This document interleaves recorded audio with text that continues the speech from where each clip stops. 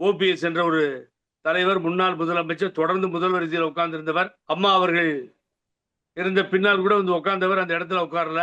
அம்மா இருந்த பொழுது 2 தடவை முதலமைச்சர் பண்ணப்போ கூட அந்த முன்னாடி வந்து உட்கார்ந்து சபையை நடத்தியவர். சொல்லுங்க பாப்போம். எதிர்க்கட்சி தலைவரா இருந்தாரு. அவர் என்ன பண்ணீங்க? நாளெல்லாம் என்ன பண்ணாரு சபாநாயகர்? தினம் பண்ணியிருக்காரு இந்த வேலையை. பழனிசாமி விரட்டி இருக்காரு சபாநாயகர். இதான் வேலையா உங்களுக்கு? சட்டத்தில் இல்லாத ஒன்றை கொண்டு வந்து போட சொல்லுவீங்களா? உதயகுமாருக்கு எப்படிங்க போட முடியும்? இதை சொல்லலைன்னா சபாநாயகர் என்ன வேணா சட்டமன்றத்தில் ஏற்றி நிறுத்தி கேட்கட்டும். நான் பதில் சொல்றேன். எவிடன்ஸோட இருக்குல்ல, உலகமே பார்த்தது இல்ல. துணைத் தலைவர் ஒரு பதவியே இல்லைன்னு சொன்னாங்கல்ல. என்னங்க அப்புறம் அப்புறம் அதே சட்டமன்றத்தில் வந்து துணைத் தலைவர் இல்லைன்னாங்க. அலுவலகத்தில் வேஸ்ட் பண்ணாதீங்க. மத்தியான நேரத்தில் நீங்க கேட்டா கூட பரவாயில்ல, 0 ஹவர்ல. அதை விட்டு இப்ப எங்க கேட்குறீங்க நீங்க?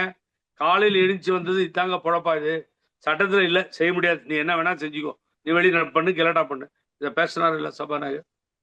அதுக்கு பின்னாடி அதே சபாநாயகர் என்ன பண்ணாரு?